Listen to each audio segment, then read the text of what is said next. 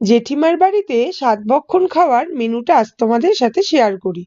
মেনুতে ছিল দেরাদুন রাইসের ভাত, লাল শাক ভাজা, শিম ভাজা, আলু ভাজা, পটল ভাজা, কাতলা মাছ ভাজা, আলু পোস্ত, ছিল মুগ ডাল আর বাটা মাছের সর্ষে বাটা দিয়ে ঝাল, চিংড়ি মাছের মালাইকারি, একদম লাল লাল করে কষা খাসির মাংস, ছিল সাথে স্যালাড, চাটনি, পাঁপড়, অনেক রকমের খুব দারুণ দারুণ মিষ্টি, তারপরে সাথে ছিল দই, তারপরে পায়েস, আর অনেক রকমের লজেন্স, চকলেট, চিপস, সব দিয়ে রান্নাগুলো কিন্তু অসাধারণ ছিল।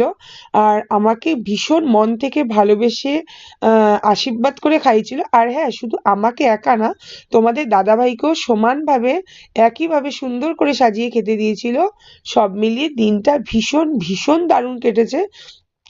সবাই মিলে সারাটা দিন একসাথে আনন্দ করে দারুণ কেটেছে। সবাই অনেক